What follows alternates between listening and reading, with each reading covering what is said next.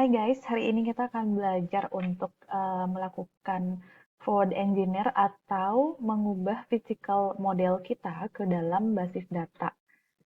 Nah, kita langsung aja kita buka salah satu project model yang udah kita buat dengan cara open model, kemudian tinggal cari model-model kamu, atau bisa juga melalui file di sini ada open recent. Jadi ini yang terakhir-terakhir gitu ya.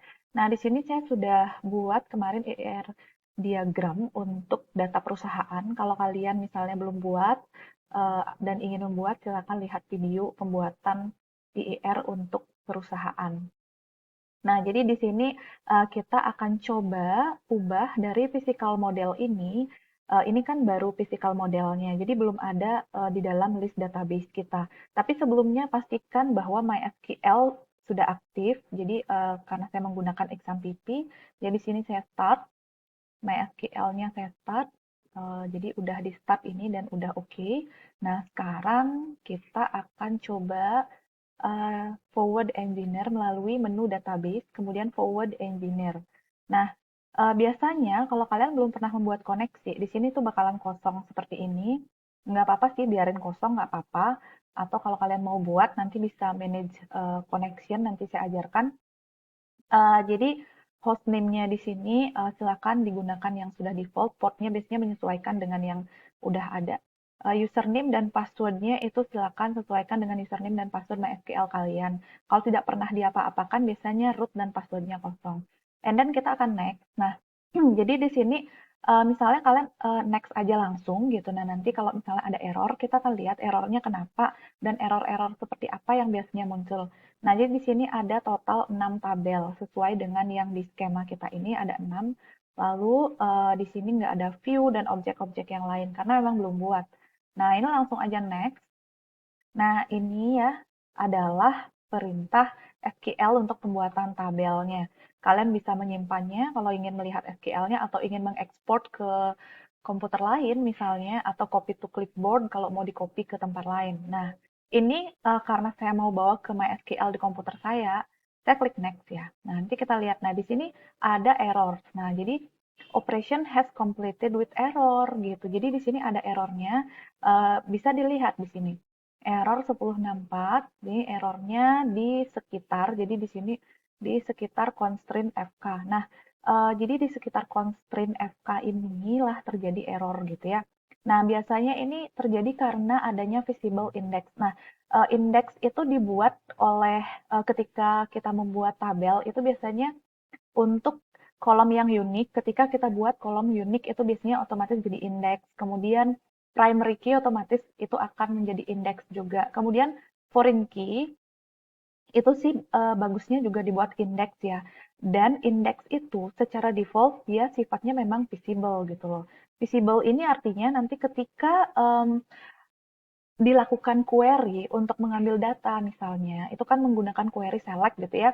Nah, itu kan ada yang istilahnya mekanisme query optimizer, di mana dia mencoba mengoptimisasi waktu pengambilannya, pengambilan data sehingga jadinya lebih cepat, seperti itu ya. Nah, itu biasanya kalau ada indeks itu akan bisa lebih optimal kayak gitu. Nah, tapi kalau indeksnya invisible, itu biasanya indeksnya ada, tapi query optimizer tidak boleh menggunakannya. Itu kalau invisible. Nah, secara default dia sudah visible gitu. Nah, cuman di sini biasanya oleh si MySQL Workbench ini diisi kata visible, tapi kita nanti akan sesuai dengan versi dari MySQL kita ini kan. Kadang-kadang kadang-kadang kata kunci visible ini tidak dikenali. Nah, untuk itu, ini saya coba ini dulu ya. Jadi kita bisa ubah sebenarnya sih gitu ya. Kita edit supaya kata visible itu tidak muncul gitu ya. Jadi di bagian edit tadi ya, edit, kemudian preferences. Nah, jadi ini untuk menghindari gap supaya dia tidak muncul. Nah, ini kan target MySQL-nya 8026. Kita bisa gunakan misalnya MySQL 5.7 supaya kata visible-nya itu tidak ada gitu. Kemudian ini di-oke-kan saja. Oke, seperti itu kan. Kemudian kita ulangi nih forward engineer. Itu kalau ketemu kesalahan yang seperti tadi ya. Kalau nggak ketemu kesalahan ya udah langsung aja sih gitu kan. Nih ya, next. Nah ini sudah tidak ada lagi nih visible-nya di setiap indeks dari foreign key-nya. Kita next. Nah ini udah sukses. Jadi seperti itu. Kemudian close. Nah, gimana kita bisa melihat database kita udah ada atau belum? Yang jelas, pokoknya ini udah pasti MySQL-nya aktif ya.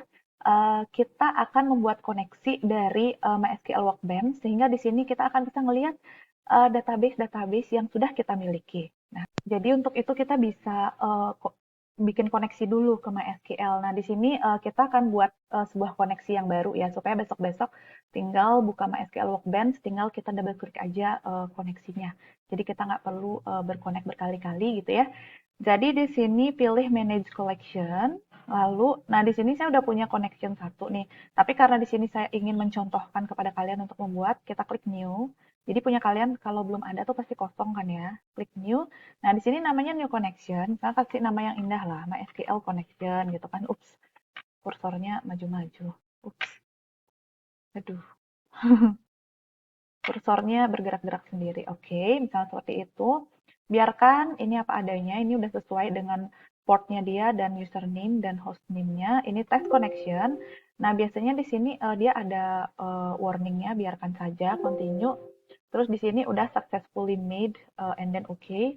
Nah, ini MySQL connection-nya udah ada, close.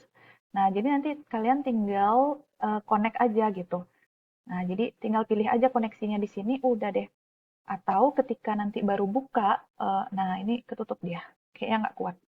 Ya udah nggak apa-apa. Kalian buka lagi kan, ini si Workbench.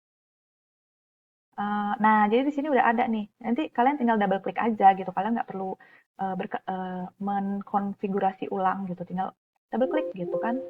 Oke, gitu. Atau kalau nggak biar nggak muncul pesan itu don't show aja kalian cek. Nah ini adalah database yang sudah ada di MySQL saya. Nah punya saya memang lebih banyak karena sudah ada beberapa database, tapi punya kalian mungkin lebih sedikit ya. Misalnya dia information schema, MyDB itu pasti ada.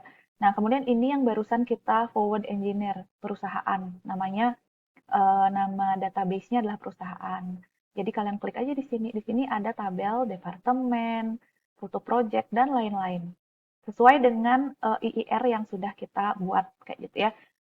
Oke, bagi kalian yang terbiasa menggunakan PHP-MyAdmin juga, kalian bisa lihat database-nya di PHP-MyAdmin. Kalian buka XAMPP, pastikan apasinya hidup ya, karena itu web servernya. Kemudian kalian bisa, yang penting dua-duanya ini udah hidup, Apasi dan MySQL. Kalian bisa klik bagian admin di MySQL, klik aja. Terus abis itu dia akan menuju ke PHP-MyAdmin. PHP-MyAdmin ini mirip sih seperti MySQL Workbench ya, dia untuk mengakses DBMS MySQL gitu kan. Jadi cuman bedanya dia web based gitu. Nah, jadi oke, mari kita lihat ini database-nya perusahaan. Nah, jadi ini tabel-tabelnya.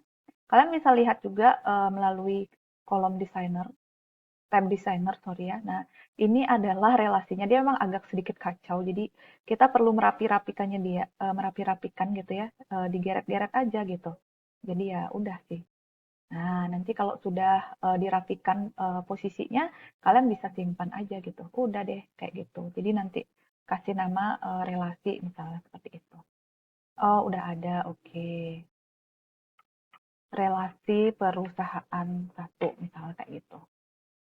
Nah, kalau sudah, ini sekian ya tutorial untuk mengubah IER menjadi database.